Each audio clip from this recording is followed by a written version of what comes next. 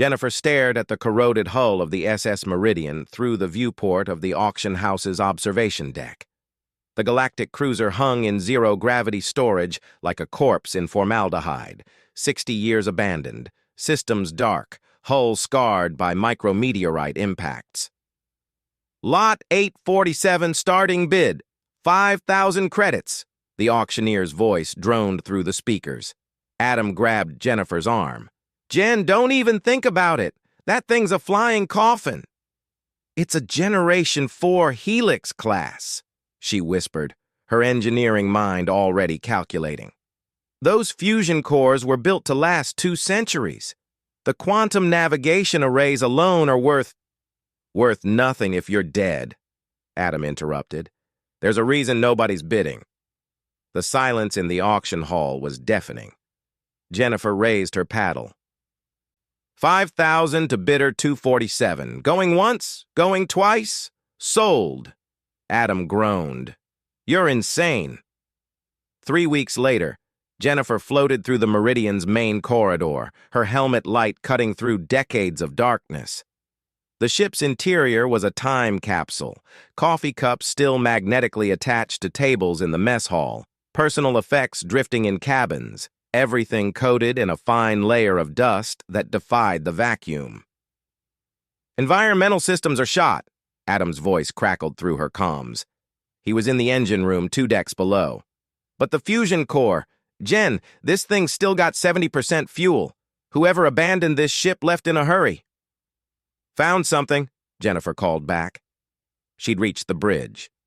The captain's chair faced a panoramic viewport, showing the endless starfield beyond the salvage yard.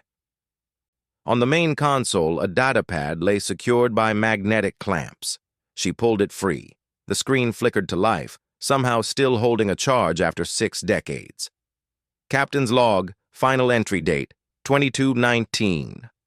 11:07, Captain Rivera, SS Meridian. We found it.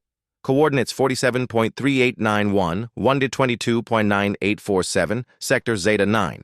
The signal's pattern matched nothing in our databases. Definitely artificial, definitely not human. First contact protocols initiated. The structure defies our understanding of physics. It's absorbing quantum fluctuations from subspace itself. Dr. Chen theorized it might be a power collector, but the energy readings, they're beyond our instrument's capacity to measure. I've ordered the crew to evacuate via the escape pods. We're sealing the Meridian and leaving her here as a marker. If you're reading this, do not approach the coordinates listed above. We barely escaped with our... The log ended abruptly.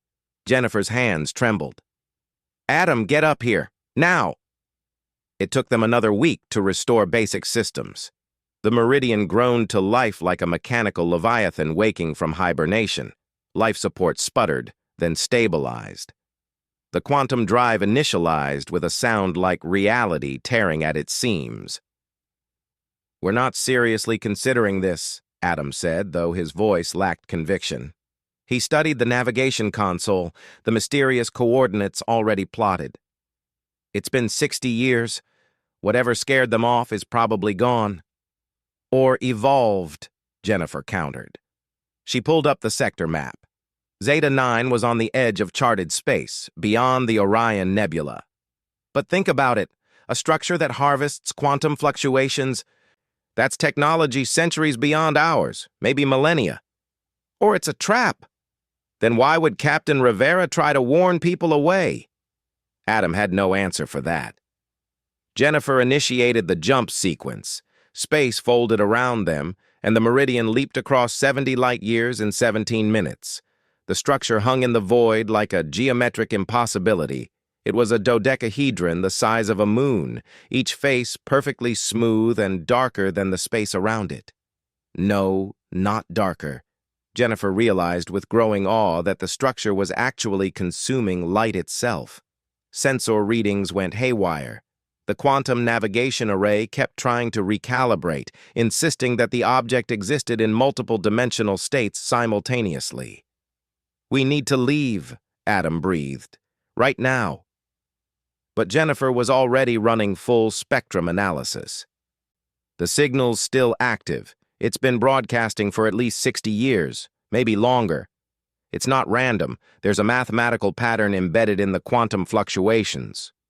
Jen, it's a prime number sequence, she interrupted, her voice rising with excitement, modified by what looks like...